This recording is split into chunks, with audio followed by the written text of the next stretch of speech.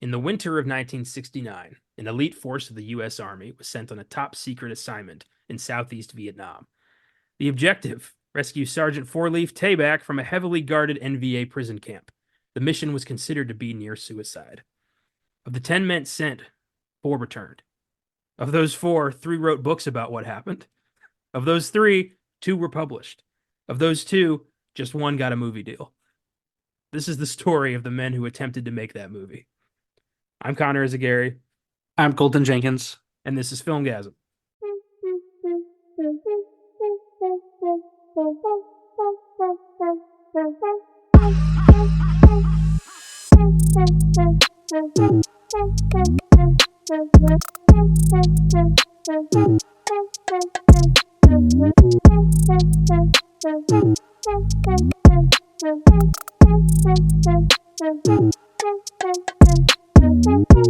Welcome to the Filmgazm podcast.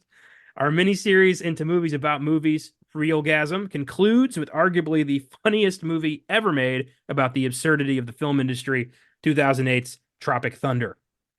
Oh boy, I have, ever since I conceived the idea of doing a podcast, I have wanted to do Tropic Thunder. This is one of my favorite movies of all time. I am so excited to do this today. Holy hell, I never get tired of this movie. I've seen this 100 times.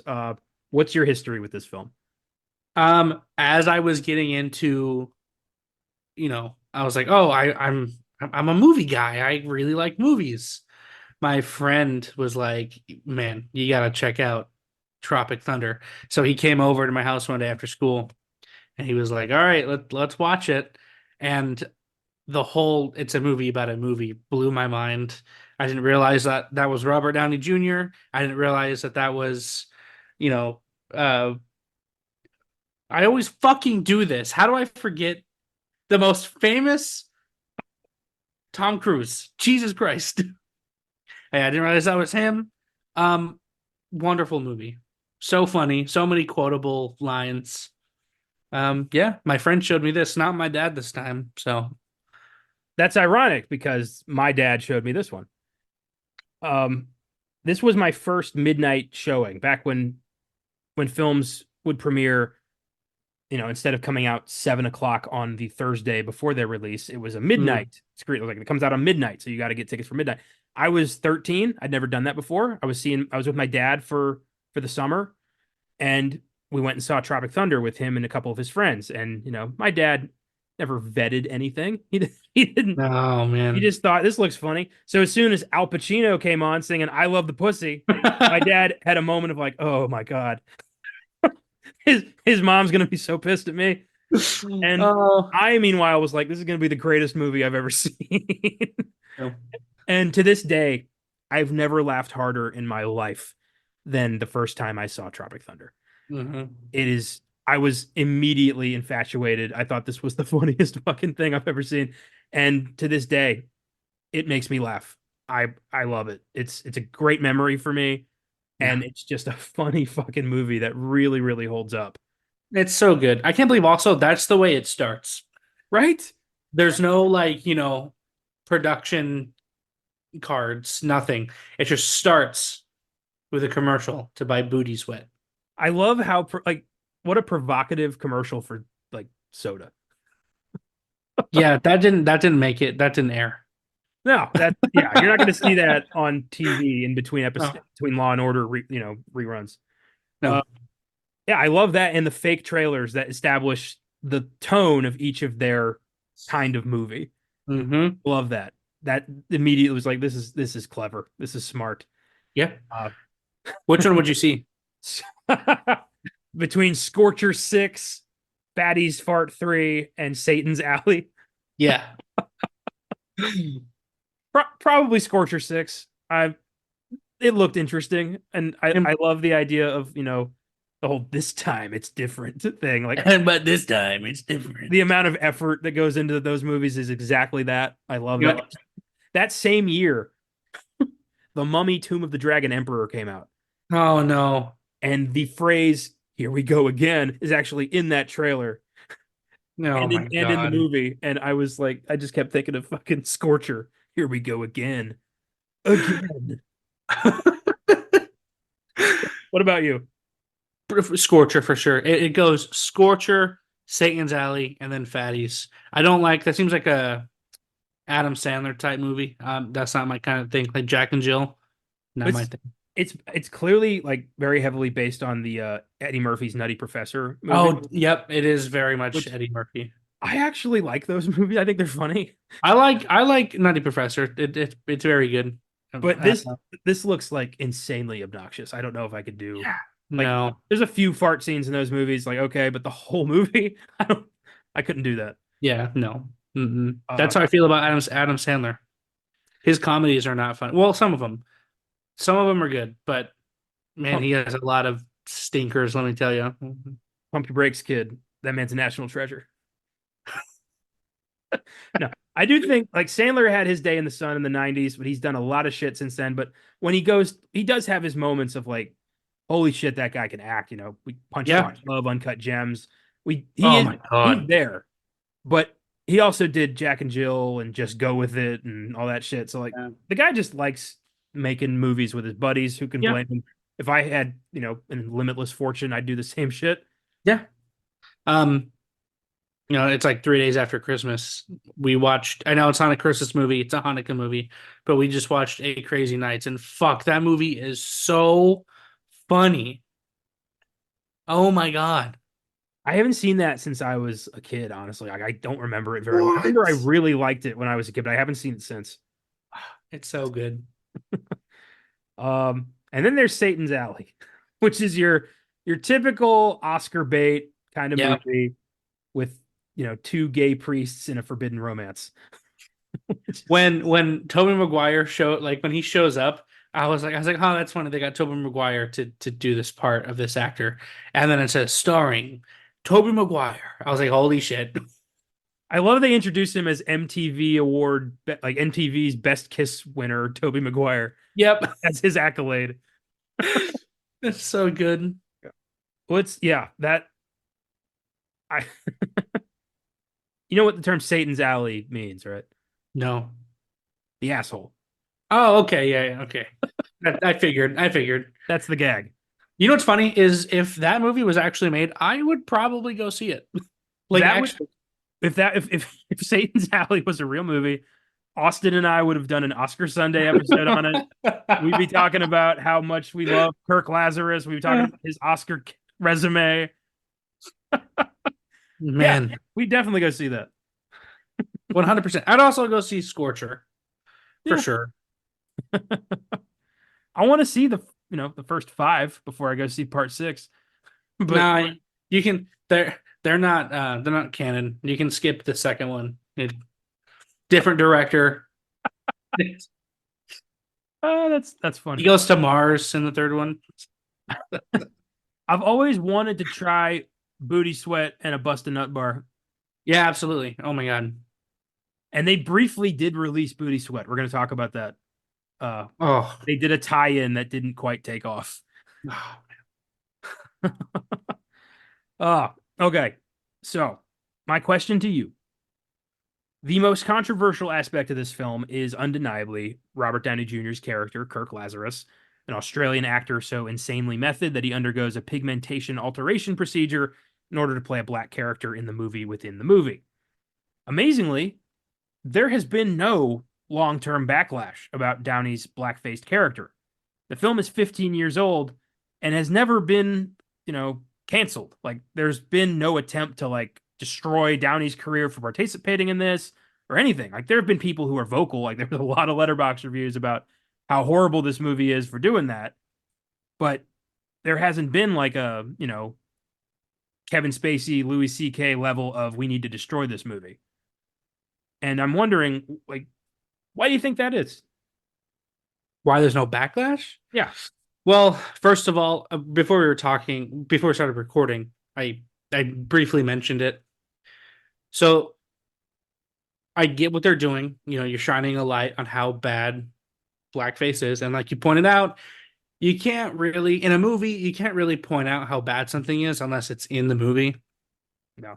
And that's what they do with the character. Blackface is obviously not a good thing.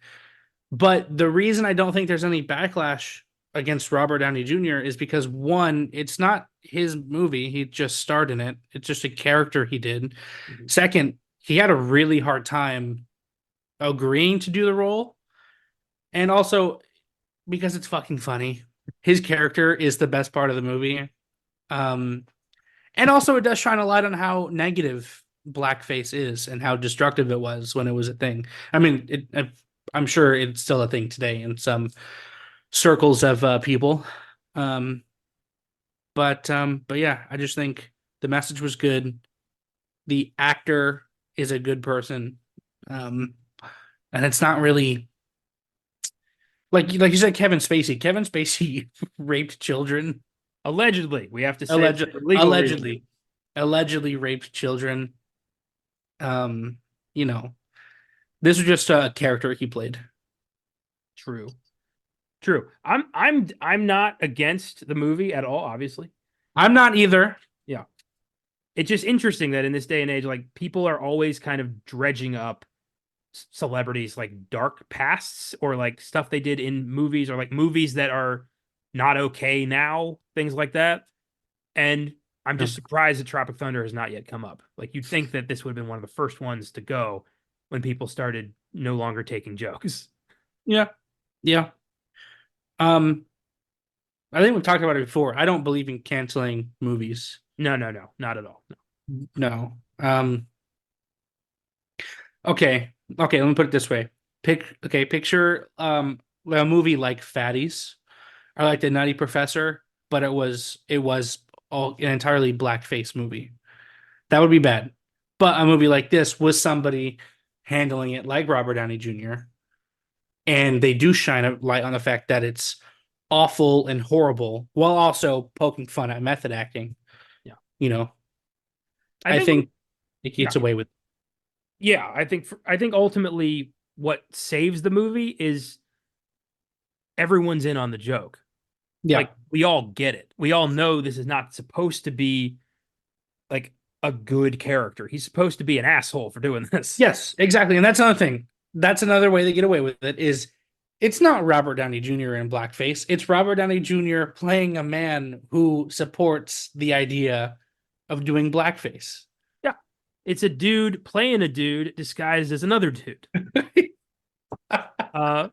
It's a layered as hell performance, and I think it's hilarious. And I love how uncomfortable everybody is about it, and he does not see a problem with this. But also, Yep. neither does the studio that paid for his alteration procedure so he could do this. Oh my god, yeah. Like Les Grossman has no problem with this because he was a get because he got this actor to be in the movie. Mm-hmm. Like, you know, as Al Pacino, another just fantastic named character, says in the movie, you know, they had one good part in it for a black man and they gave it to Crocodile Dundee. Like, it's a great moment, but like, yeah, I'd be pissed as hell if, you know, yeah. So I love it's the smart script, it's the handling of the very sensitive topic and the inclusion of the joke. Yeah. Yeah. I don't want to get anyone after us, but I want to know how the Church of Scientology was okay with letting Tom Cruise be in this movie as that character. Well, considering he's almost basically in charge of the search of Church of Scientology, I think he just said, I'm going to do this and then I'll see you tomorrow. Yeah, that's fair. Yeah, one day the veil's going to fall and Hollywood is going to come down on that cult. We're getting there. It's close. Really? I hope so. Feels close. Feels like Yeah. there's less positive shit hearing about them now. Like no one's taking that shit anymore. They're out of Kool-Aid and there's no one They drinking ran it. out of Kool. They ran out of Kool-Aid. They're using Tang now. Ugh. You know, it wasn't Kool-Aid at Jonestown. It was Flavor Aid. Yeah. Yeah, I heard. Sucks that Kool-Aid got branded with that horrible shit. They had nothing to do with that. Yeah. And it, created one of the, a big saying is don't drink the Kool-Aid. Yeah. Don't drink the Flavor Aid. Nope. Yes, he doesn't roll off the tongue. You know, Yeah. you think if you're gonna mass execute an entire cult of your followers, you'd spring for the brand name shit. Yeah. You think shit. I mean, Heaven's Gate, they all bought Nikes, matching Nikes. Yeah, say what you want about Marshall Applewhite. He took care of his people, at least until he had them kill themselves. Oh my At god. least he let people go. He was like, "Hey, we're gonna go see the mothership, but if you don't want to do that, leave now, please." Yeah. You know, shit, I might die tomorrow because of this, but I actually sent them an email. You sent Heaven's Gate an email? Yeah. So I'm like, I think cults are super interesting, right? Yeah. And I really wanted their book, like their Bible or whatever, their religious text. So I made a fake email and I emailed them and I was like, hey, I'm just interested in your work. That sounds really dark, but I meant their religious texts. And I was like, is there any way I can I'm a get big fan of what you've done in the past. yeah, Yeah, no. yeah. No. I was like, is there any way I can get a copy of the book? And after I hit send, I realized that even though I sent them, sorry, even though I created a new email, I forgot to sign into that email account before sending them email. So they have my real email address. So, you know, but anyway, they replied back to me. They're like, yeah, sure. Just send $30 cash to this address and we will send the book back to the return address. I never followed through because I got too scared, but they sent me all of their videos and it was horrifying to watch. They sent me like their instruction videos, all the talks they had, and they also sent me um like their exit interviews, and that was awful to watch. That was horrible. So scary. I mean, you're probably the first person to send them an interest email in like 30 years. So yeah, Probably. they're gonna focus like you're the guy who wandered into the car dealership when they haven't sold a car in 3 decades, and Yeah. now they want to sell you a car. But yeah, the only reason I felt safe doing that was because he did let people go. He was like, all right, you don't want to be part of it. That's fine. Yeah, if I was going to be harassed by any cult, I'd pick Heaven's Gate because if I feel like if I tell them to stop, they're going to stop. I mean, yeah, I didn't have to tell them to stop. I just didn't respond and they never got back to me. So I think I'm in the clear. I don't think anyone's gonna show up to my house. But what's interesting is apparently when they all you know, committed suicide, two people stayed behind to run the website. So I wonder if I'm actually talking to the actual two people that are left. Or I wonder how it works. Like, is the cult like still around? Or is it like people who like is it like historians keeping the site alive? I don't know. You know? It's got to be the people who were left behind. I mean, that's what's left of Heaven's Gate, and they were told by the great leader, watch the website, and Watch the website. they just have. I mean, And what then else? me What else they got? watch, they were like, hey, in a couple years, some random person's gonna email you asking for the book. He is your savior. Make sure you respond. He is the great one reincarnated. Follow his design. Oh, God. Hmm. Jesus H. Yeah. That's wild. I mean, of course they could be right, and they could just be angelic aliens up there on a mothership just Sure, watching they could be. us poor souls wander through our lives unhappy and wonder why we have not chosen to do the same. Hey, there's a very slim possibility that every cult is one of them's correct, you know? One of my favorite bits from the movie Little Nicky, I think it was Little Nicky, it might have been South Park, but it was somebody like, they go to hell and the devil's people are like, just want to let you know, you may be wondering why you're in hell. Turns out the Mormons were right, everyone else was wrong. So that's why you're here. Oh man. I love that shit. Uh, that's wild though. Keep me informed if I feel like this is not the last we're gonna hear of Heaven's Gate. That's No, I'll probably I mean shit, I might get a PO box and send them the money. shit. I might start an email that says like Marshall Applewhite Part Two at Yahoo and act like hey, I'm back. I Uh, recently had an awakening. Turns out we got to rebuild this cult. Oh, I'm sorry. We got to rebuild this organization of love. I've always wanted to see, I don't know if it's like illegal, but I've always wanted to like start my own cult to see how many people I can get to join. I think it's legal as long as I do not accept money from them. No, you can't legally accept money, but what you can do is welcome donations of any kind. Because then Mm. you're not buying it. You're not like buying their love. They're donating. to you. That's how they get around it. Oh, gotcha. Yeah. So it's not starting a cult is super. Yeah, you don't have. It's not illegal at all until you start, raping the members and making them Absolutely. themselves. Then it But gets pretty bad. shit. What if that happens? What if I start a cult as a joke, as a little bit, and then it all goes to my head? What if I'm a psychopath underneath all this? I've I've almost started a cult so many times.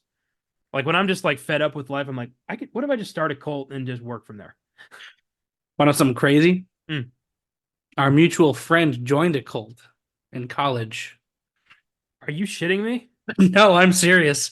They joined a cult for, I think they said like a month before realizing it was a cult and left. That's not really helping what I told you before we started recording about my recent revelation with women. uh, yeah. Holy shit. You think you know somebody, turns out you've never fucking met them. Yeah. That's insane. Oh my God. Yeah. Anyway, Tropic Thunder. Tropic Thunder. The Viet Cong is kind of a cult. No, sorry, I'm just kidding. Yeah. I mean, fucking Hollywood is very much a cult. I mean, you got to be Yes. kind of nuts to believe the shit they believe, to believe that every actor is pretty much fostered to think they're the center of the universe. Yeah. Fucking wild. Only, Scientology could only take root in a place like Hollywood. So just to qualify, I want to talk a little bit more about Downey's position on the legacy of Tropic Thunder. And he was interviewed recently. It was comedian and increasingly more embarrassing podcast host Joe Rogan, who just keeps making an ass out of himself at every opportunity. Downey He's a prick. He really is. I liked his stand up, and I was really hoping he wasn't what he is, but he is. He has moments where I'm like, oh, maybe you're a good guy. And then he talks like conservative alpha male shit. And I'm like, what are you doing? For me, it was the horse medicine shit with COVID. Like he was promoting that. That's when I was like, yep, you're off the deep end. I'm done with you. Yeah, that was rough. But he did an interview with Downey, and they talked about Tropic Thunder. And he said he's got no regrets taking the role. He said, quote, Ben knew exactly what the vision for this was. He executed it. It was impossible to not have it be an offensive nightmare of a movie. And 90% of my black friends were like, dude, that was great. I can't disagree with the other 10%, but I know where my heart lies. I think that it's never an excuse to do something that's out of place and out of its time, but to me, it blasted the cap on the issue. I think having a moral psychology is job one. Sometimes you just got to go, yeah, I effed up. In my defense, Tropic Thunder is about how wrong blackface is, so I take exception. Yeah, I think I summed it up pretty good. Yeah. I mean, that's not like the main message of the movie, which I can understand how some people can like look at the movie and be like, he doesn't talk about how bad it is. It's not what the movie's about, but it does touch on it a lot. Yeah, it's in the actions. Sometimes not everything is spelled out for you. Sometimes you have to infer by people's actions and their moments that they're having a revelation. Yeah. So, Tropic Thunder was Ben Stiller's longtime passion project. The idea first came to him when he was shooting Empire of the Sun, a 1987 World War II drama directed by Steven Spielberg. Stiller plays a bit part in that as a soldier. I've seen that movie. I seem to be the only one on earth who thinks it's boring as hell and not really worth your time. I've not seen it. It's really boring. It shouldn't be, but it is. It's Christian Bale's first movie. He's like 10. Stiller wanted to make a film based on the actors he knew who, after taking part in boot camp to prepare for war film roles, became self-important and appeared to believe that they had been part of a real unit. Hold on. That happens. Hold on. What? They went to boot camp? Some actors, when they're doing a war movie, will go to boot camp and act, do boot camp to try to get some kind of sense of what it means to be a soldier. How do you do that? They'll get, the military will make exceptions for famous people and be like, yeah, you can go. Oh my God. Yeah. That's insane. Yeah. Imagine being like, oh boy, today I start basic training. You get off the bus and there's fucking Tom Cruise next to you. Let's be totally honest here. Movie boot camp ain't the same as person boot camp. Tom Cruise is not doing it with G.I. Joe over there. No, Tom Cruise is doing it in like fucking Club Med with like, a butler and a martini next to him at all times. 100%. Yeah. But that is funny to me that like, actors will do like 2 months at boot camp and then come home thinking they just did 2 tours in Iraq. Like, that's so ridiculous to me. Oh my God. Actually, on the funny story, on the set of Saving Private Ryan, Spielberg had all the principal actors go through boot camp except for Matt Damon. I have not seen Saving Private Ryan either. I know that's a sin. I'm sorry. An awesome movie. But basically, a bunch of soldiers are sent on a mission to go find Matt Damon because all of his brothers are dead and they need to bring him home. So his mom has at least one kid left. Really sad movie. But Matt Damon, they wanted the crew to be like, they wanted the cast to be resentful towards Matt Damon because they had to abandon their mission to go find him. So they just had him not do boot camp, and the actors were already pissed at him because he didn't have to do boot camp. Oh. Yeah. Smart stuff. Is Tropic Thunder basically Saving Private Ryan? The story that they're trying to tell? Kind of. It's like the story of Saving Private Ryan, but with the vibe of Platoon. Gotcha. Yeah, it's interesting. So Stiller had been trying. This had been in his head since the 80s. So he really wanted to do this right. His original plan was Keanu Reeves as Tug Speedman. No. Yeah, and actually, maybe. Stiller himself was going to play Rick Peck, the agent. That's funny. Yeah, Keanu. I mean, he can do comedy really well. I've seen, if you've seen Bill and Ted's Excellent Adventure, like he's got that. Yeah. And his action resume speaks for itself. Yeah. Ethan Cohen, not of the Coen brothers. There's another Ethan Cohen in Hollywood, which Bill Murray mixed up. That's why he ended up doing Garfield. No. Yeah, that's why he took the role, because he saw written by Ethan Cohen, and he's like, oh, it's good enough for the Coen brothers. And then it turns out it was the other one, and he had already signed the contract. Oh, no. That explains Garfield. It does not explain Garfield 2. Yeah, what? Money. But the other Ethan Cohen created the role of Kirk Lazarus as a way of lampooning the great lengths that method actors will go to depict a role. So that character was created entirely to mock method actors. Downey was approached by Stiller about the part when he was on vacation in Hawaii, and he said his first reaction was, "This is the stupidest idea I've ever heard." And Stiller responded with, "Yeah, I know. Isn't it great?" That's such a Ben Stiller thing to say. Yeah, that's confidence right there. It's like, yeah, this is terrible, but isn't it going to be fun? In another interview, Downey said that he accepted the part, but he had no idea where to even start building this character. I mean, he's playing an Australian actor playing a black man. What do you do? Where do you go from there? I mean, you would start with the Australian man. Well, he didn't. Oh, he started with Sergeant Lincoln Osiris. He settled on a quote jive-esque speech pattern and a ragged bass voice. Okay. And played it. He did that voice over the phone to Stiller, who was like, "Oh my God, yes." Did he know that he was going to be in blackface? I'm sure he did. I mean, you don't surprise that on an actor their first day on set, being like, "Oh, you didn't know?" No, I'm sure he knew. He modeled the character on the Australian part, like the actor part. He modeled the character after Russell Crowe, Colin Farrell, and Daniel Day-Lewis. Okay. Okay. The initial script, Kirk Lazarus was originally Irish, but Robert Downey Jr. had already perfected an Australian accent when he did the movie Natural Born Killers, so they just let him kind of do that. Okay. Yeah. You ever see that movie? It's a fucking insane movie. I have not. There's a lot of movies I have not seen. I'm starting to realize. We're working on that. We are. Natural Born Killers was a Quentin Tarantino script that was bought by Oliver Stone and mutated by Oliver Stone to basically no longer resemble a Quentin Tarantino movie, and it's pretty bad. Who's credited for the screenplay? I'm just kidding. Stone. Oh my God, no. Yeah, basically once it was sold, Tarantino got like a check, and then he does not consider the movie one of his. Oh, okay. I was gonna say there's gonna be a Netflix original called Tarrant.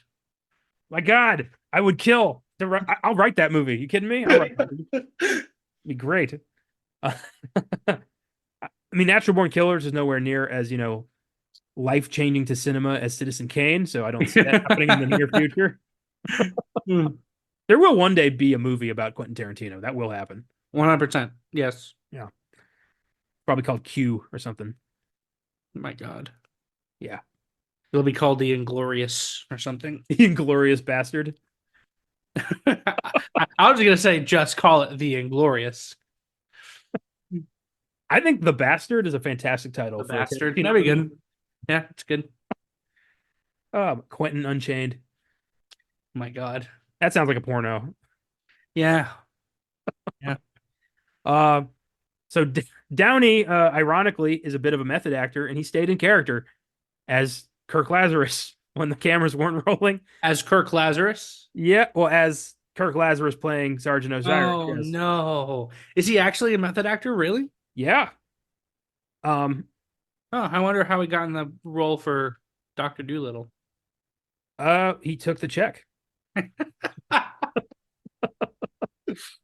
My Oh. preparation would just be I would constantly watch the SNL sketch Mark Wahlberg talks to animals.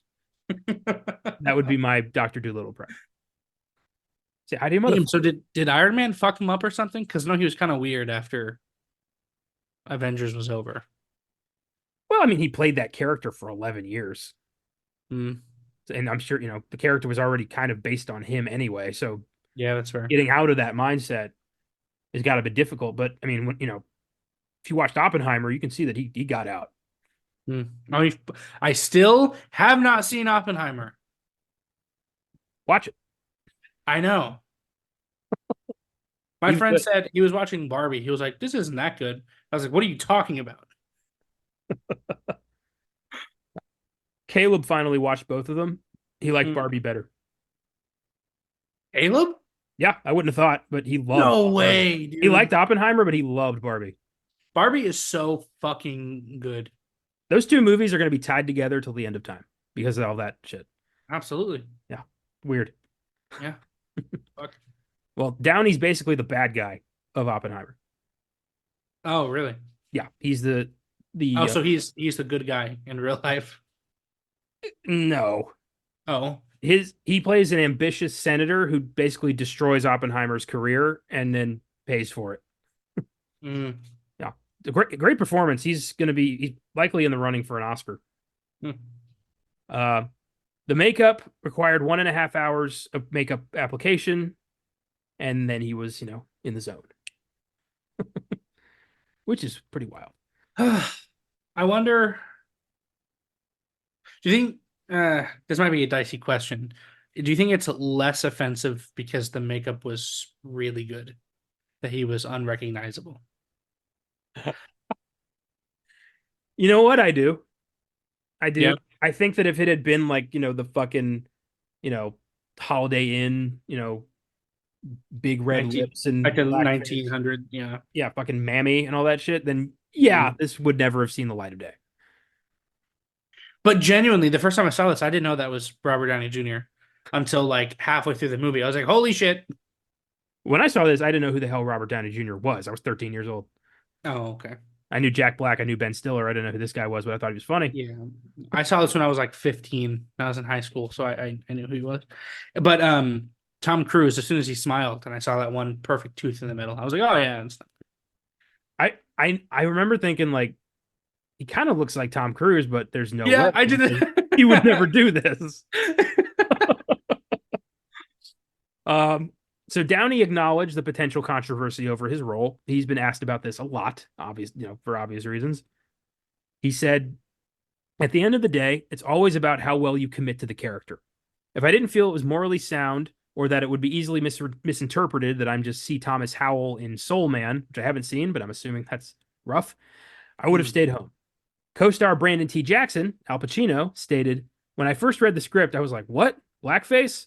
When I saw him act, he became a black man. It was just good acting. It was weird on the set because he would keep going with the character. He's a method actor." Oh man, I loved Al Pacino's and his relationship in the movie. I love when he's like, that word has brought us down. And he's like, us. What the fuck? Dude, the whole like, what do you mean, you people? Like that just Yeah. his whole he's so pissed at this whole situation. I love it. Um, so Stiller commented on the whole situation. He said, when people see the movie in the context of the film, he's playing a method actor who's gone to great lengths to play a black guy. The movie is skewering actors and how they take themselves so seriously. Yeah. Yeah. Stiller then previewed the film before the NAACP, and several black journalists reacted positively to the character. Oh, good. Several, which makes me think a lot of other black journalists did not. Uh, I mean, that takes some fucking balls to make a movie with a blackface character and then show it to the NAACP. yeah. Ooh, boy, I don't know if I could do that. Yeah. How do you feel about this conversation might come up again in a later project, but how do you feel about very controversial things being put in movies? Because there are two sides to the argument. There's one where it's like, if you're going to talk about it, it needs to be in the movie, and it should be in the movie, and it should be talked about. But there's another camp of people that I've seen with, like, I don't know, like, okay, rape in a movie. Some people are like, I don't want to see that when I'm watching a movie. It has no place in a movie. Do not put it in there. I'm of the mind that everything has a place in the movie. It's Hmm. all about how it's portrayed. Yeah. If you're just, I mean, there's a movie that, for this thing we're doing that we know is like just, rape the entire time. Yeah. We're not looking forward to that. We are aware of that. We're not watching that for entertainment value, but apparently there's something about that movie that has made it critically acclaimed for decades. I don't know why. I'm hope we see something in it. But I th- I think it's really about personal accountability. If you Mhm. have a problem with that stuff, don't watch these movies. Yeah. I think personal accountability is something that has started to kind of vanish from society, and we need to put it back. Because Yep. if I don't like something, I just don't watch it. I don't try to have it removed from society, which is fucking incredibly Yeah. narcissistic. It's like how I know there's people who say like, oh, okay, like you shouldn't use the N slur in movies. It's the same thing in a book. If a character would say that and you're trying to portray this character as a horrible person that would use that word, why would you not use that word? The author themselves is not using that word. The filmmaker themselves are not using the word. They're trying to portray this person. Yeah, I mean, look at like a good example is the 2014 film Selma by Ava DuVernay, the movie about Martin Luther King's march to Selma to Montgomery, that was very pivotal for the civil rights movement. That's a very important story to tell, and it's also loaded with racial slurs Yeah. because the white people of Alabama in the 1960s were very resentful of this whole situation, and they're not going to be like, "Oh, you whippersnapper." They're going to be saying some bad shit. Yeah. And if they don't, it's going to feel insincere because it is. That's just, And I history. feel like Yeah, good. it's more offensive to be insincere. Me, I agree with that too. I And think I don't want to be just a white straight man saying what should and should not go in movies. yeah, I'm just a person that likes movies. This is just my opinion. It's all art. It's all subjective. Your message is going to be the way that you want to tell it. If a character would say that, have them say it. Do not go around it. I agree with that 100%. And since I'm a Latin man, I guess my opinion matters more. I don't. No, I don't. Yeah, I don't know why that's become a thing. Like, um, Yeah, apparently the whole like you shouldn't be judged for your words and not what you look like has apparently gone it away. has 100%. Yes. Yeah. Anyway, just it comes down to personal accountability. If you have a problem with certain things in movies, avoid those certain things in movies, and you go watch something for you. It kind of almost reminds me of like parents keeping their kids away from D&D or heavy metal music. It's Mm, like, oh, but you're exposing them to like stuff that we don't agree to. Great, then don't listen to it. Don't watch it. yeah. For me, the best It's still, analogy is like if you go to a restaurant and they have fish, but you don't like fish. So instead of just not ordering fish, you try to have the restaurant shut down. yeah, Like, that's insane. Just don't order fish. Yep. Like, it doesn't involve you.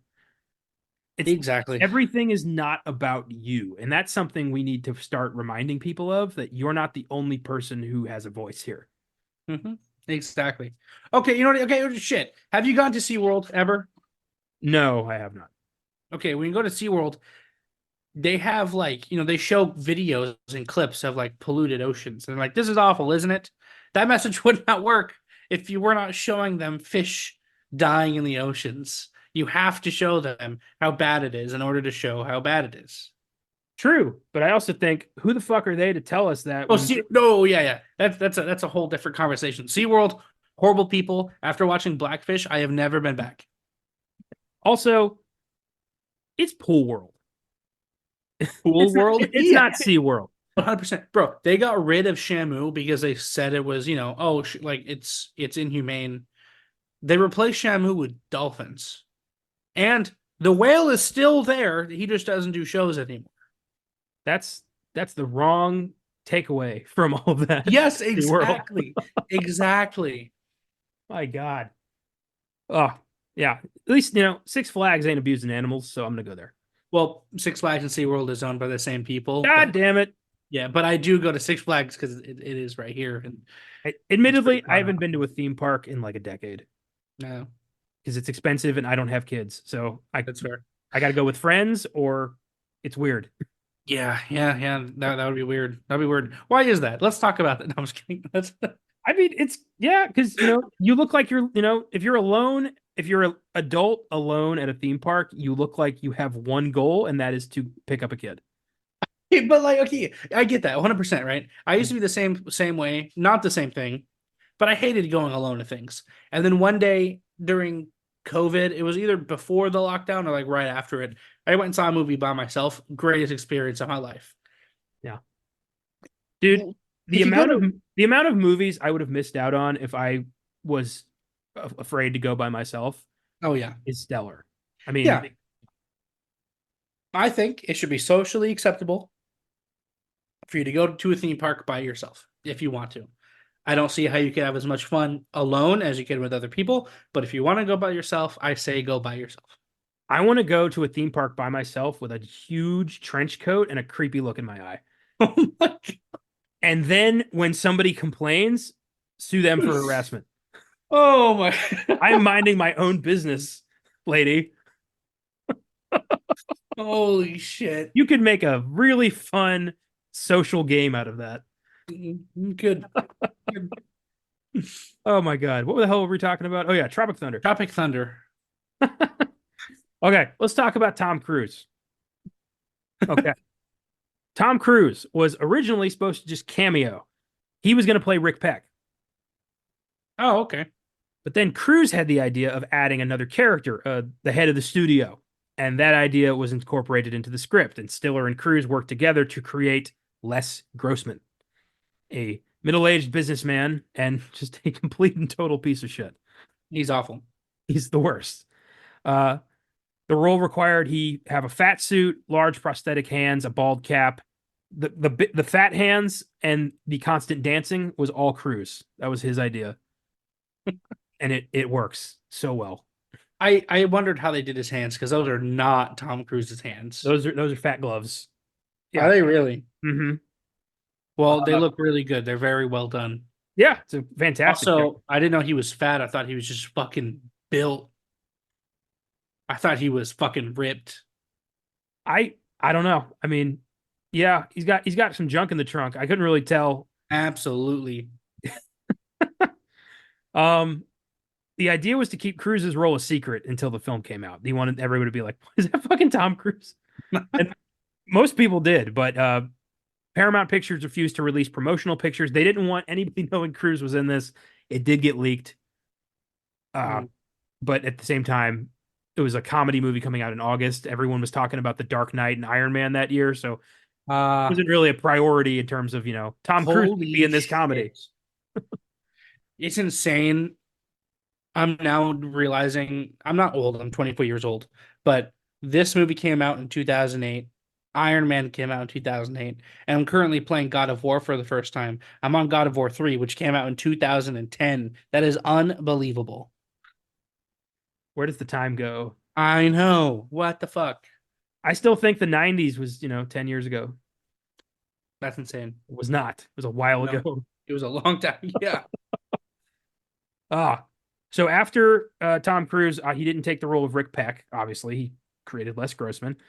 Owen Wilson was cast to play Peck. Huh. However, in 2007, Owen Wilson attempted suicide. What? Yeah, it was a big shock. I think he cut his wrists or something, and they found him, and he got help, and he survived, and he got in recovery, and he's been fine. Holy shit. Yeah, What movie was before that? Do you know? I want to Just say so I can place Night at the his. Museum, I think.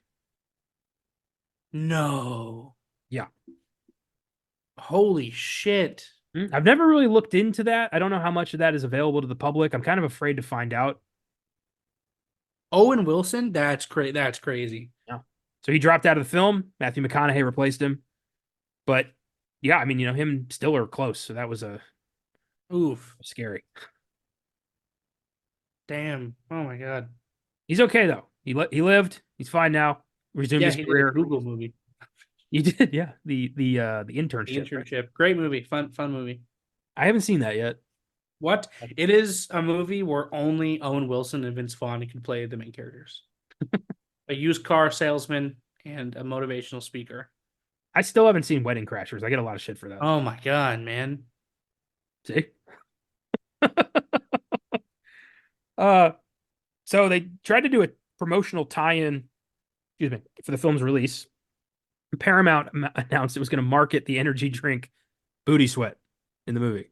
Oh my Uh, Michael Corcoran, who is Paramount's president of consumer products, that's got to be a fun job, commented, "We're very excited because it has the potential to live for quite a while, well beyond the film." No. No. The drink was sold in college bookstores, Amazon, and some other retailers. I don't remember ever seeing Booty Sweat for sale. I mean, if I'm I looking can find, right now. yeah, if you can find a can, if it's under $10, I will purchase one. Nothing tastes quite as good as 15-year-old soda. Let me see. I'm gonna go to eBay. Some, it's surprising how many films have like promotional tie-ins that just didn't work. Like Jingle All the Way had a Turbo Man doll you could get. I haven't seen Jingle All the Way. Well, I have, but I just remember I don't like it because it's a movie that's like, oh, gifts, Christmas, and Yes. It's very much a movie about the commercialism of Christmas, but it's also about just being a good father and maybe listening to your kid once in a while. It's also funny as shit, and I love it. Huh. So one person's selling it for $37, another person is selling it for $46, and someone else is selling 12 of them for $300. Does it come with a bust a nut bar? Because that would influence my decision. No, none of these come with a bust in a bar. Ah, well, that's a shame. Let me see if there is one. I doubt it. I doubt they released the bust a nut. Because I don't know. Just doesn't seem. I don't want to eat that. It would be basically probably a payday is what. No, they don't. No, they don't come with a bust in that bar. I'm sorry. I didn't even once think about it actually being like peanuts. Just Oh, I just thought of like a zero bar, like a white chocolate nougat type situation.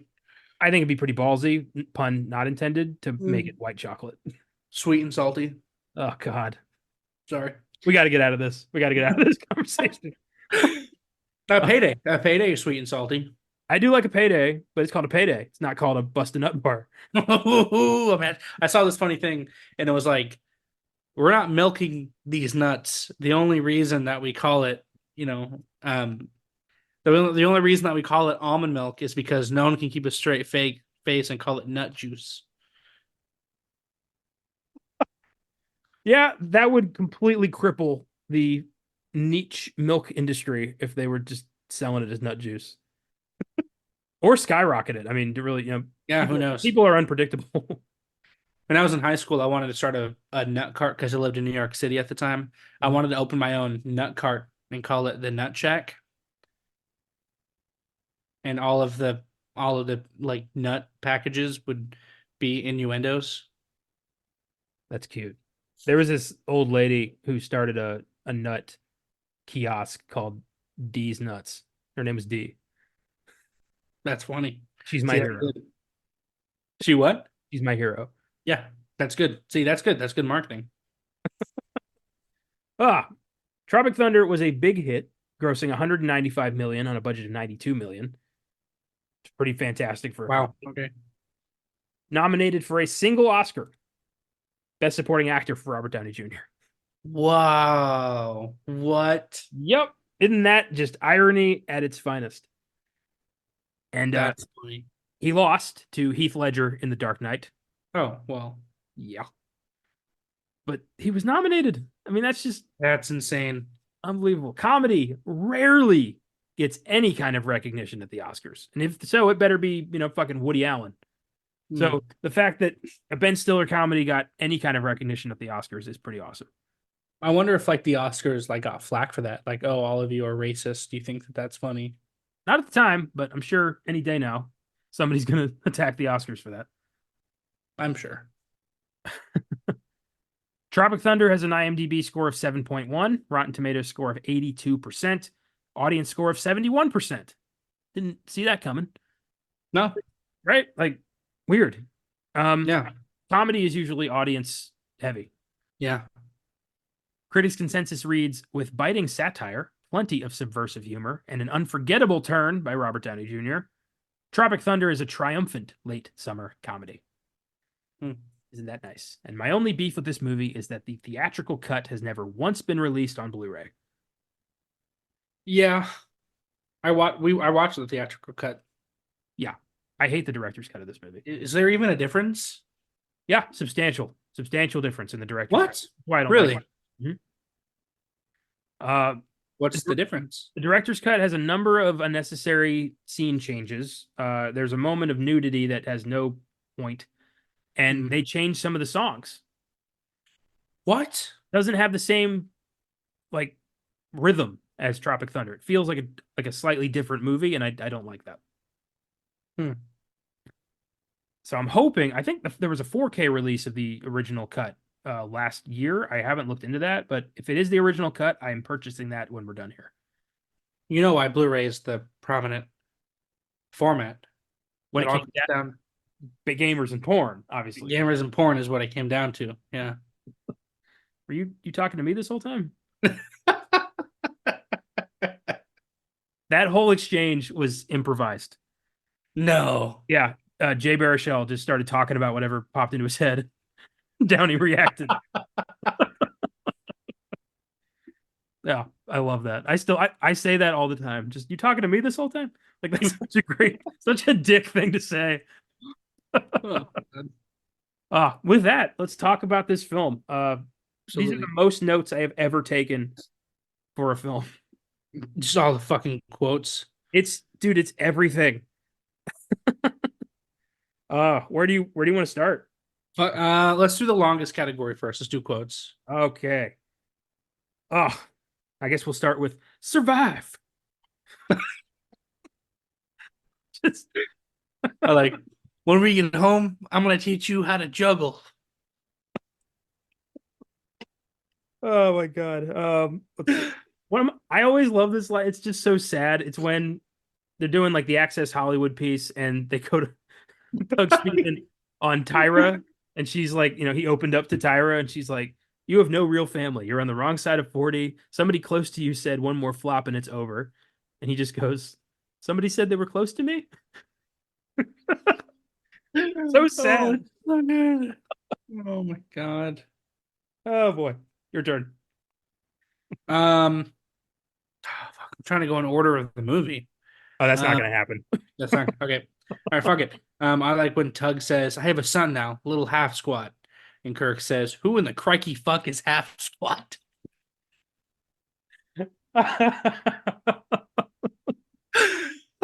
Crikey fuck is that? That's so great. I love the immortal classic. I don't read the script. The script reads me. What My the hell does that God. even mean? And he just has a breakdown. I like when the flaming dragon calls his agent, and Les Groman says, "Now I want you to take a step back and literally fuck your own face." It's so funny. That whole speech The is whole speech is good, but that, that's the part I wrote down. the first time I saw that speech, I thought I was gonna die. I was laughing so hard I couldn't breathe. I was so stunned. That was the funniest Oh. fucking thing I'd ever seen. I love the end of it where he just says to Sloan, "He's like, would you find out who that was?" Yeah. Yeah, I'm gonna do the whole speech when we get the best scene. Oh, good. Uh, I love I when Tug and Peck have their first phone call and they're talking about like the set, and Peck mentions, "How's the adoption thing coming?" And Tug's like, "Oh, not well." And Peck just goes, "Well, at least you get to choose yours. I'm stuck with mine." And it shows a picture of his like dopey looking kid. That's so mean. um, big ass titties. That's Oh my god. it's one thing to scream while setting off explosions. Danny fucking McBride. What a treasure to comedy that man has been. My 100%. God. I agree. Yeah, his whole character in this is hysterical. This was my introduction to him. Uh, Oh shit. I never seen him in anything else before this. I still constantly the whole like, that C4 dipshit, put that back. Like that whole bit I constantly say just for kicks. I need someone back here who speaks American, goddammit. He's making a fucking sweater back here. I'm trying to put Tiger Balm on this jungle's nuts. Like, what the fuck? Oh my god. I like when he's like, what does this one do? And he's like, I don't know what it's called. I just know the sound it makes when it lies. Oh my god. You're a fucking garbage man. Oh. One of my favorites, just it's such like if you don't have subtitles, you might not even notice it. It's when Bill Hader's walking into the initial meeting with Les on the screen, and he just says casually to Damien Cockburn, "Keep a secret. Camera truck in London just plowed into Judi Dench. Oh yeah, He's yeah, got yeah, bigger problems." yeah. Oh my god. Yeah. Well, fuck. We'll talk about it in scene, but it's the scene that directly follows that. Hit that director in the face really fucking hard. Really fucking hard. I like when Kirk is trying to take the map from Tug, and he's like, he says, "You're more shredded than a Julian salad, man. Any tips? Any tips?" Fucking his face was like, "Any tips? Any tips you got?" Like he's so. And Tug falls. I love the "fuck you" after he gets the map. Yep. Mm-hmm. Oh my god. At the end when they're rescuing Four Leaf and Cody and Tug, and everyone's reaction to Four Leaf's hands. Yep. You grew hands. I love Kirk. It's like, "You got hands? Fuck, you got hands." They're all "You grew hands" is the best one. It's like, what? Oh my god. Oh boy. I love Kirk's reaction to Alpa when he starts insulting Australia. And Kurt, when he says, like, "I'm sorry, a dingo ate your baby," and he's like, "It's a true story. Lady lost your kid. You're about to cross some fucking lines." Just gets super pissed. It's not really a funny line, but it I think it is a I know it's cheesy, but it's a cool one liner. It's when they dress up as farmers and they go in and he's like, "Where's your farm?" And they realize that they're lying, and then he like starts shooting and he's like, "I'm a lead farmer." So stupid. Motherfucker. I love that. One of my, one of my favorites is when Les starts doing his first dance routine and he's trying to tempt Peck with the goodies, and he's like, talking to G5 for the pecker, and he just says, "No more frequent flyer bitch miles for my boy." That line kills me every time. And that's Tom Cruise. Leia, Leia. Leia. He's like, "You want me to leave?" my lifelong agent, or my what did he say? He says my best friend, Yeah. my favorite partner for a G5 airplane, and he's like, and a whole lot of money. I love later when like Peck has like a picture of him and Tug in one hand and G5 owner in the other. He's like Yeah. fucking thinking about it. Oh, I love Bill Hader in that whole scene, just like being the hype man, just being like, yeah. welcome to the goody room and shit like that. Smack it up, flip it, and rub it down. Hey, Swinging below his knees. fucking hell, I love this movie so much. Um, I love when Tug gets captured by the like drug people and he meets the kid and he still isn't he still thinks this is a movie and he's like, were there some rewrites Yeah. that I missed? Um, when Peck comes in to the room and Les is on the phone, and he's like, "Look, fuckstick, I'm incredibly busy, so why don't you get the hell out of here before I snap your dick off and jam it into your ass?" And then he's on the phone and he goes, "No, not you, Helen, but will rip your tits off if you don't get me those theaters." I'd never heard the word fuck stick before. Beautiful. I Beautiful. love when he first runs in there and like Les is like, whoa, what do you need, Peck? And Peck's like, more like what do you need, Les? And Les is just like, what? Oh my God. Yeah. I have my uncle was a big fan of this movie, and he gave me for Christmas last year one of the funniest gifts I've ever gotten.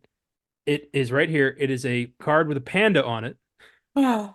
and it says inside, Amanda. Come on, dude. That's probably not even a real name.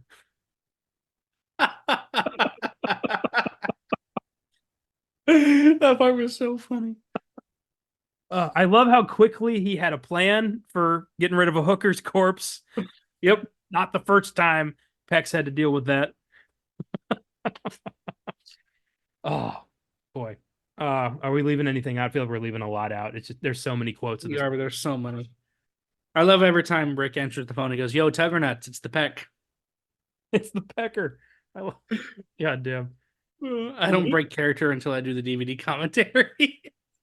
Funny thing, Robert Downey Jr. did the DVD commentary in character. No, he did not. He did. The DVD commentary of Tropic Thunder is a Kirk Lazarus commentary in character, and then at the end of it, he disappears and Robert Downey Jr. shows up. That's funny. I love hey asshole, this motherfucker's dead. Ain't no Chris Angel mind freak David Blaine trapdoor horse shit jumping off here. He's like, it's corn syrup, and the taste of blood. Warm blood flavored corn syrup. And then the terrorists, drug people, whatever they are, the bad guys. They're like, he doesn't fear death. Oh my God. I love when Kirk and Tug are both trying to get Kevin on their side. They both don't know his fucking name, but they like Kirk's, telling him like, I know Speedman got us out here thinking we're making Planet of the Apes on YouTube or some shit, but I don't buy it. You want to step on a real landmine? You want to die? You want to get shot by a real motherfucker? Oh, just a couple quick ones. I like when Rick Peck shows up and he says, "They got the TiVo. My boy wants a TiVo. He gets a TiVo." And then I also love in the trailer at the very beginning of Satan's Alley, Kirk says, "I've been a bad boy, father." I love the Access Hollywood piece. It's one of my favorite bits where they're talking about each of their careers, and that Jack Black, Portnoy, recently was busted for heroin, glue, and crack possession. And he's at the premiere of the Fatties movie. And he's like, a lot of people are disrespecting me. Like, he's all fucked up. They're saying it's just about farts, but it's about family. And fuck you. You can't do what I do.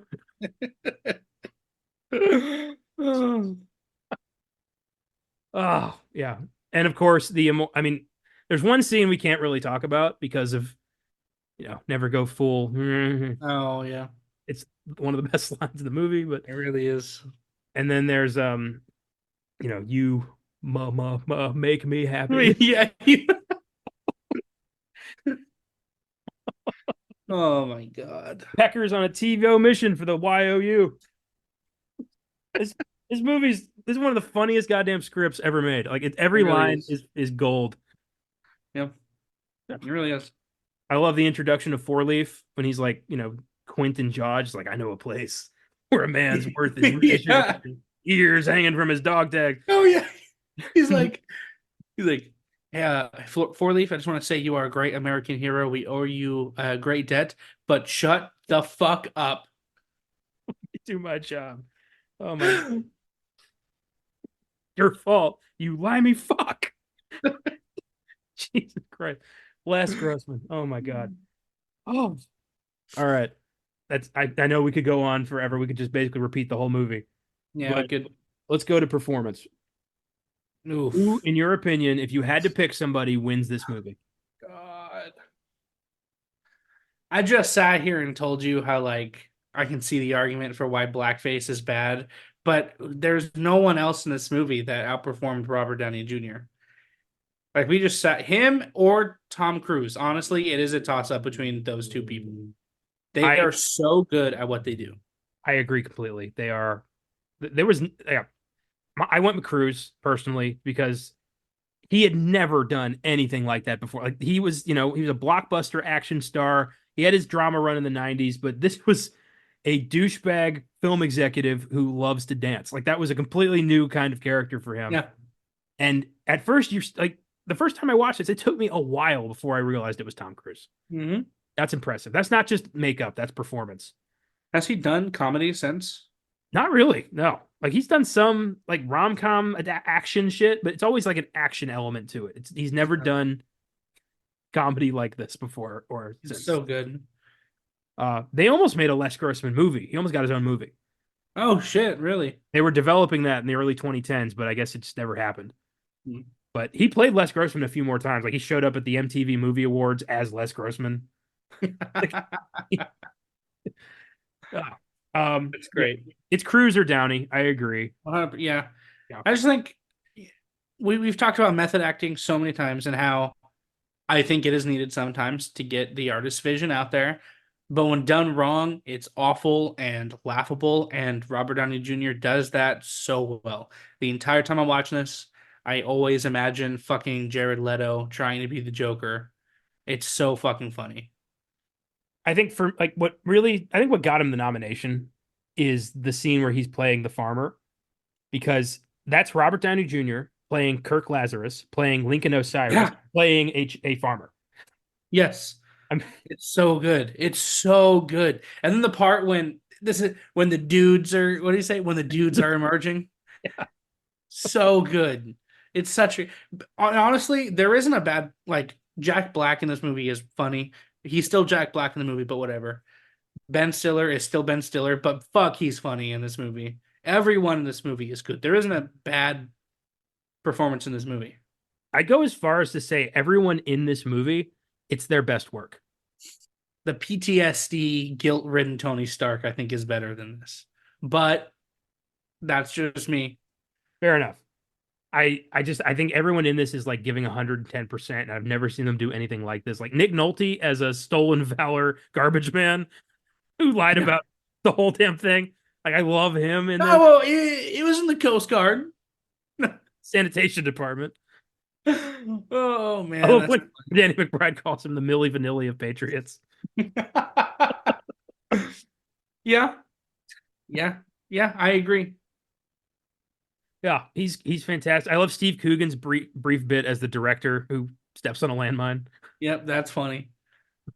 The chopper is God, and I am Jesus Christ, his son. Let's make the best war movie ever. Dead. I love that they all kind of just like consider what happened, and Jack Black just goes, "Yeah."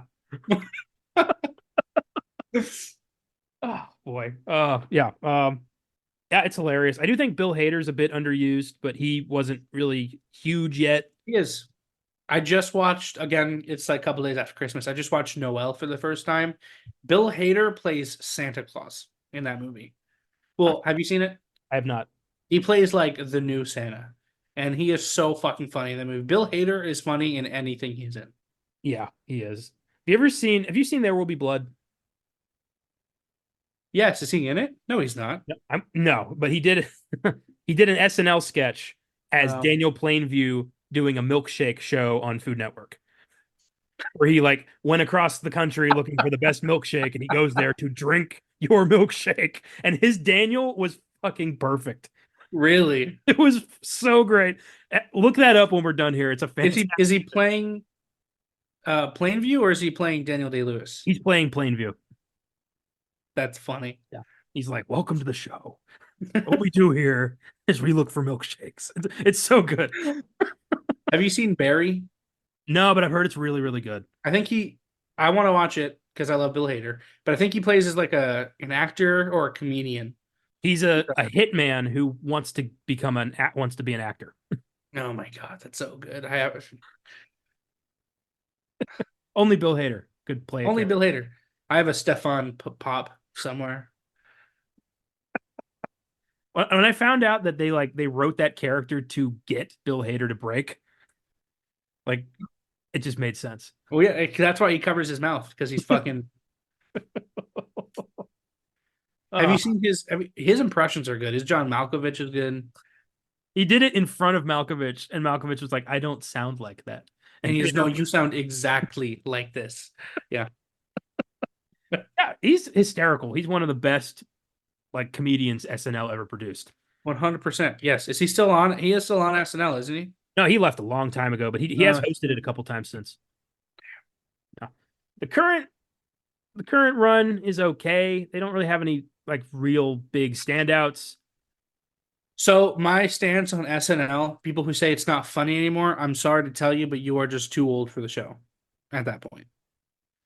It evolves for the generation. That's what the whole point of the show is. That's what it is. Yeah, I agree. There's been, I mean, the '80s was a hell of a dry run until Eddie Murphy showed up. Yeah. Like you just got to give it time. SNL, becomes SNL again. Mm-hmm. If a show's gonna last that long, it's gonna have some dry spells. Yeah, 100%. Yeah, I love Brandon T. Jackson as Al Pacino. He does such a great job playing this super fed up actual black guy who can't believe this is happening. Yep. I love Jay Baruchel as the film school kid who got his big break. Yep. Yep. Oh yeah. Oh, because that's right. Because he says when he went to because he actually went to boot camp. Yeah, he's the only one who went to boot camp. Yep. Yeah, I love that they all can't get his name right. Like they all call him like Sarducci or Kyle or something. Oh yeah, hilarious, good stuff. Let's do music. This has a really good soundtrack. The weird chanting that's in every death scene now when Four Leaf was getting shot and he's like falling. And it's like I don't know, that weird choir as he's dying. Yeah, it's directly like a mockery of Platoon. Like the whole scene when he like lifts his hands in the air and everything. That's all Platoon. Oh, really? Yeah, it's hysterical. I love the opening credits. Ball of Confusion by the Temptations, kind of setting the stage for like this Vietnam, and then it turns out it's not. Apple bottom jeans. Fucking low. The universe is speaking to us. You just have to listen. Fucking Flow Rida. Oh my god. This is the good part, Pecker. This is when the job gets fun. I think Al Pacino's "I Love the Pussy" is a jam. Oh yeah, 100%. Yes. Apparently, when he was thinking that though, he was thinking about dangling his dice over Lance's forehead. Lance, what the fuck did I just hear? Lance. I love fucking. He's sitting next to Lance Bass at the end of the movie. I love that. Yep. Yeah, that's hysterical. I love that the ending, like at the Oscars, like Danny McBride has an Oscar. He won Best Visual Effects, probably. Yep. Mm-hmm. So they made a movie about the movie failing. Yeah, because remember, all a movie the whole time. Remember, Damien had hidden cameras throughout the whole fucking valley, so like they filmed all of that. So they just made that into a movie. I mean, is that really? I mean, that's a documentary, but whatever. Did they make a documentary for this? They made a fake. Yeah. So there's a real documentary called Heart of Darkness, which is about the super difficult production that Apocalypse Now had. Hmm. So Tropic Thunder made a fake one called Reign of Madness. That's about the super difficult production that the fake war movie Tropic Thunder had. It's like 20 minutes long, but they all act in character. Like Damian Cockburn's like, they're such prima donnas. I've never worked with actors like this. And Kirk That's Lazarus so was like, in funny. character, like, I'm gonna make this movie my way. And we just it's so ridiculous. Oh man. Um I love the end credit song, Get Back by Ludacris. Fucking perfect. Just one last I love Yeah, I wrote that down too. That's Les good. Grossman like pulling out his bling and like just Yeah. fucking dork. He's got moves though. Yeah. I like it's like subtle ambient music that's playing after he kills the panda, and he's like talking to Peck on the phone. He's like, "I killed one." I love the no and like Yeah. the look of panic on the panda's face cracks me up every time. Yeah. Oh man. Um, there's a song called I think it's "The Pusher" by Steppenwolf when uh Portnoy loses his jelly beans. Yep. Just Yep. sitting down for a break, he's like, I fucking hate movies. And the bat comes out of nowhere and steals his heroin. And he freaks the fuck out. Oh my god. Um, Yeah, so good song and good moment. And if you have the subtitles on, you can see what Jack Black's yelling about in the background as he tries to catch a bat the whole time. My favorite bit was, isn't anyone gonna help me catch this fucking thing? Why are they even out in the daytime? Ah, boy. And then Credence's Run Through the Jungle. oh yeah, I mean that's in every. You can't have a Vietnam War movie without having that. You'd think that, but actually, like the only one that actually has a Creedence song is Forrest Gump. Really. Yeah, I found that out recently, and I didn't fucking believe it, but I had to look it up. It's like, yeah, Fortunate Holy. Son is in that movie, but most Vietnam movies don't have any Creedence. I love how that's like a meme. It's like, oh, you're making a Vietnam movie. You're gonna have Fortunate Son play in the movie. Yeah, kind of funny. It's like it only happened one time. That's Pretty funny. crazy. Yeah. Um. Yeah. Good soundtrack. Solid soundtrack. Um. All right. Scene. There's so many. The opening credits. The opening title cards spaced out between the movies. Okay. I'm still. What? Like the trailers showing all the Oh. actors. Okay. Yeah. Good. Yeah. Those are The great. Scorcher, the Fatties, Devil's Alley, Satan's Alley. Yeah. That's. Those are funny. I was hoping since this was a huge success, we were actually going to get like a Scorcher movie. I thought they were going to do that. That would be so fucking funny. Only if Ben Stiller did the press junket as Tug Speedman. Yeah. They could make a Scorcher movie in the same style. They could. Oh my god, could you imagine Tropic Thunder 2 is them making Scorcher, but the world actually is ending? Oh my god. I'm kind of glad there's no sequel to this. I like that it exists in its own, it's Yeah. one entity. The Les Grossman movie, well, it sounds like a good idea, probably would have sucked. Yeah, it would have. I mean, when the Big Lebowski did a Jesus Quintana movie, that was horrible. Did it really? There's a movie that came out a few years ago called The Jesus Rolls, and it's about Quintana, and it's horrible. Oh my god. Yeah. Um, the scene where where Portnoy sneaks off to have just a little taste, and Kevin comes up behind him, and he's like, "What are you doing?" He's like, "Fucking nothing, man." Starts like wrapping it up. It's like, "I'm eating jelly beans." It's like, "Oh, I love jelly beans. Can I have some?" He's like, "No, you can't have any fucking jelly beans." Like freaks out at him. Like boundaries, man. Fuck. Like, that whole bit was hysterical. Just him like flinging the giant handful of heroin into the jungle because he got caught. Oh. Yeah, I like Les Grossman on the Skype call in the big meeting, and he goes, "Where's the fucking director? Okay, where's the key grip? I want you to go punch that director in the face really fucking hard." Best part of that is the key grip without hesitation walks over to Damien's like, "I'm sorry, man." Because you can't say no. When the studio head tells you to punch the director, you punch the director. Yeah. I love Les is like, whoo, like after he gets punched, like he just did it. Yep. Yeah, that scene's fantastic. My favorite scene is the ransom call where Flaming Dragon tries to ransom Speedman and Les interrupts and gives the guy a tirade. First take a big step back and literally fuck your own face. And he does. I don't know what kind of pan-Pacific bullshit power play you're trying to pull here, but Asia Jack is my territory. So whatever you're thinking, you better think again. Otherwise, I'm going to have to head down there and I will rain down an ungodly fucking firestorm upon you. You're going to have to call the fucking United Nations to get a fucking binding resolution to keep me from fucking destroying you. I'm talking scorched earth, motherfucker. I will massacre you. I will fuck you up. Beauty. Pure comedic genius. Oh And the my fact God.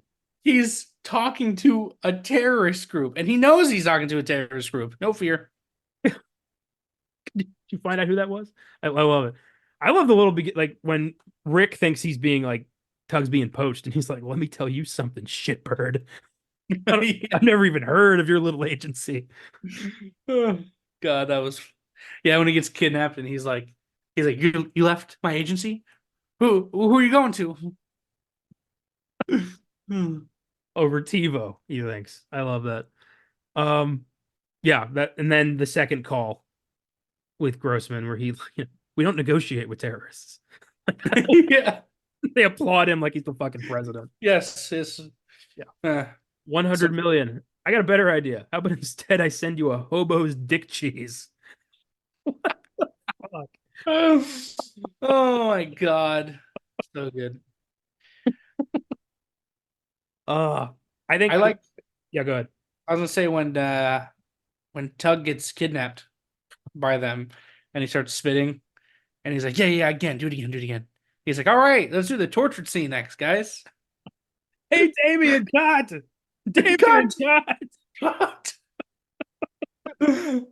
I love when it looks like Portnoy is gonna like assault a water buffalo. Yeah.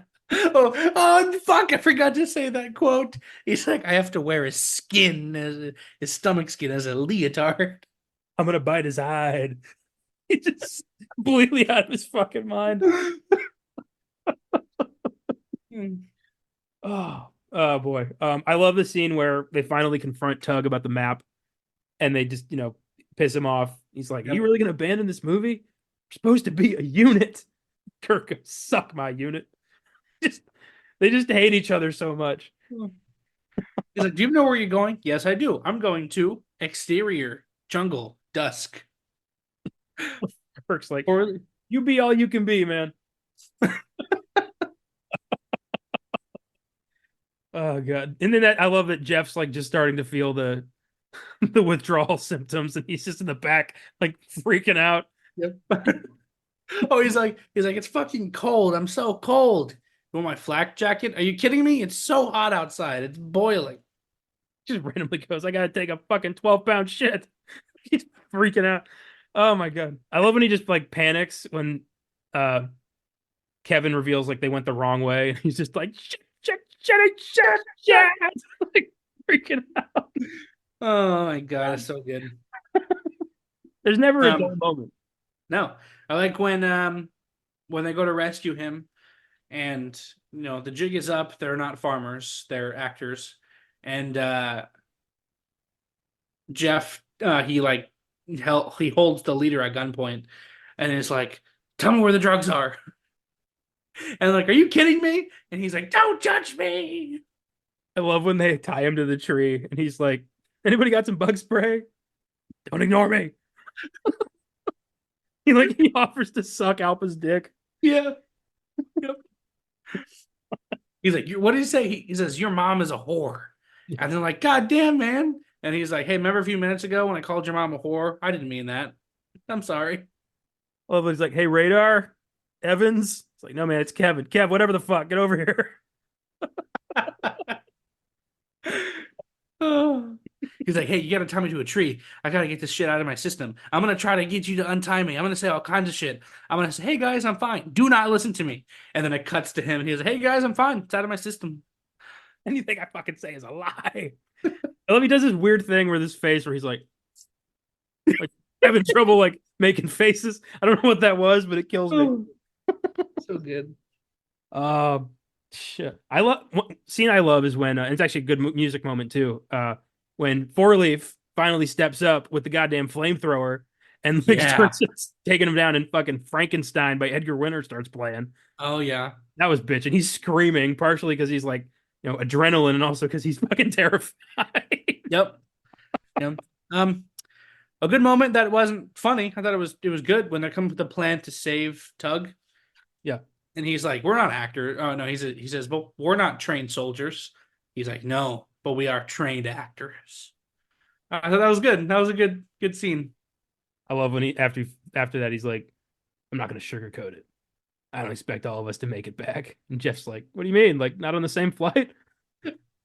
I love when Jeff tries to like explain his like titty comedy plan, and the music's swelling like it's this big, brilliant idea, and nobody. Then they're all like, parachute over. He's looking at him like, huh? Right? God damn! I love the when the terrorist guys they make Speedman do Simple Jack. Yep. No, say it again. The way that you just did it. Like, oh, why you gotta make me feel bad? Oh. Oh boy, yeah. It's a perfect movie. It's an easy 5 out of 5 for me. This is one of my favorite. Absolutely. Oh, so damn funny. All right, with that, let's see what the people of Letterboxd have to say on our final segment, What's in the Box. What's in the fucking box? Give me the gun. Tropic Thunder has a 3.6 out of 5 on Letterboxd. That's surprising. Okay. It's pretty good considering a lot of people just hate this movie on principle. Yeah, I can see that. Again, I don't think they're wrong, but I don't think that they're right. I see where they're coming from. Let me put it that way. Yeah. I don't know. I feel I have a lot of thoughts on that could get me in trouble, so I'm just going to keep it to myself. This first one's from Christmas DeLeo. Quote, how about I send you a hobo's dick cheese? A sentence that I never thought would be uttered by world famous movie star Tom Cruise. 4.5 stars. Oh, man. Then do whatever you want. Skin the fucking bastard. Go to town, man. Go to town. Right. Oh, man. This next one's from Nadia. Made it to the 20-minute mark. After seeing RDJ doing literal blackface, I couldn't watch anymore. How did anyone think that was okay? Half a star. Because it's showing how awful it is. If you only watch the first 20 minutes of this movie, you're not gonna get the point. Yeah. Oh. This next one's from Miles Young. So I'm not allowed to like what Forrest Gump anymore, but this is okay. Fuck you. Fuck this movie. Ben Stiller, buddy. I'm sorry, but fuck you. Half a star. What? What do you mean you can't like Forrest Gump anymore? Is that a controversial movie? Because it's Tom Hanks not doing full. I guess. Okay. I don't get. The movie never says anything bad about Forrest Gump. I don't get your point here. Did Rain Man get shit on? No, he won. As the movie points out, he won Best Actor for that. Movie got Best Picture. So, yeah, I don't know. Okay. This seems like a guy trying to like make a point where there's no point. Yeah. This next one's from Katie Nash.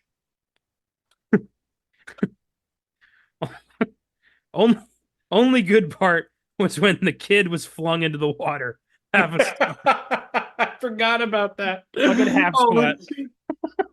That was wrong. I was wrong. Oh, the bridge. Stabbing him in the neck.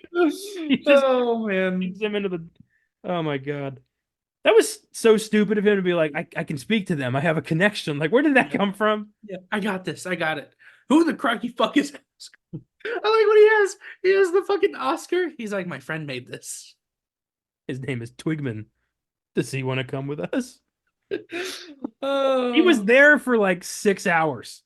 Yeah, he was, and he lost his fucking mind. And then they go outside and he's like, ah, at the sun. Like, dude, it was not even a day. Oh man. Uh, and this last one, this isn't really funny. It is something I'm curious as to your opinion here, because this guy, he has a point, but also I do think he's being a little much about it. This is from Dylan, because of course his name is Dylan. Why do people like this? Call me sensitive, okay, but this just felt like it used people of color and neurodivergence for shock factor.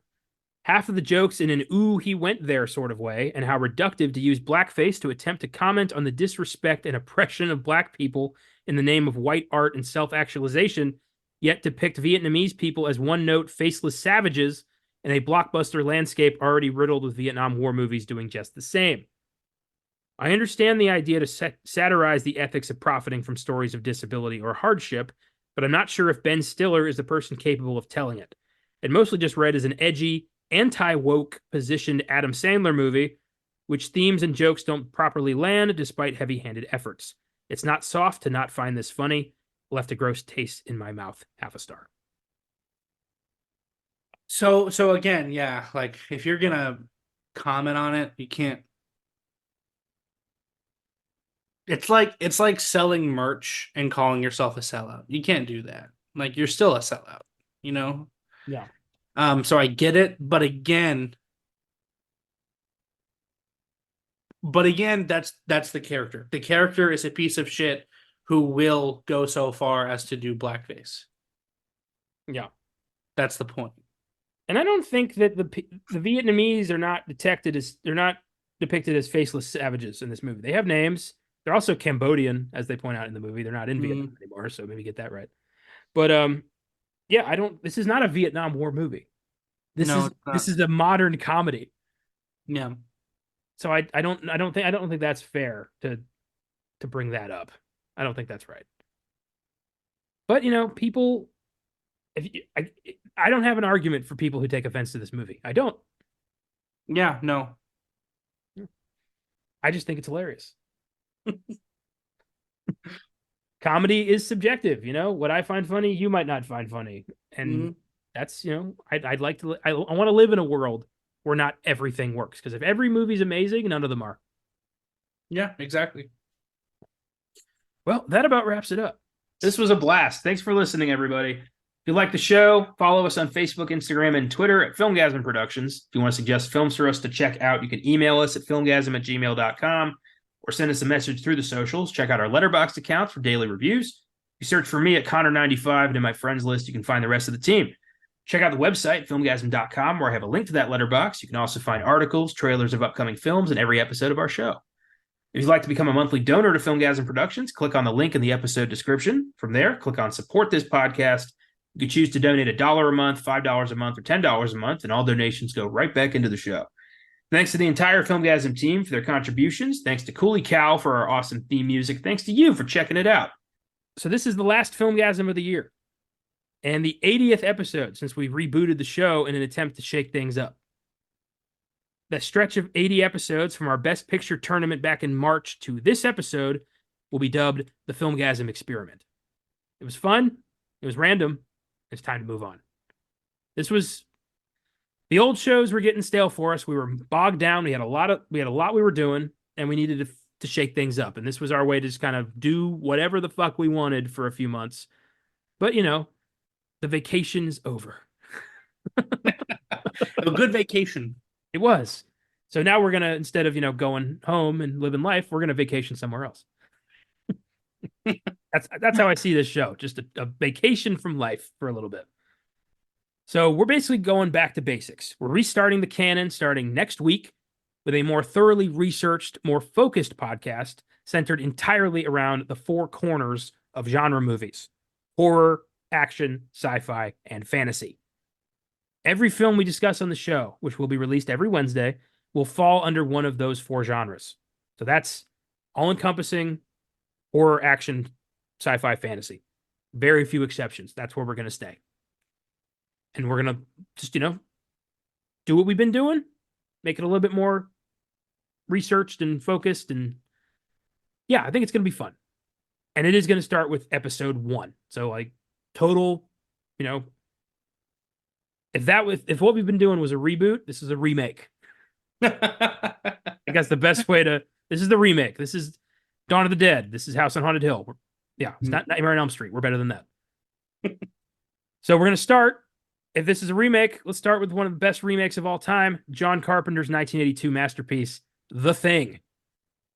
Going to be a blast. If you haven't seen The Thing, it is one of the greatest horror films of all time.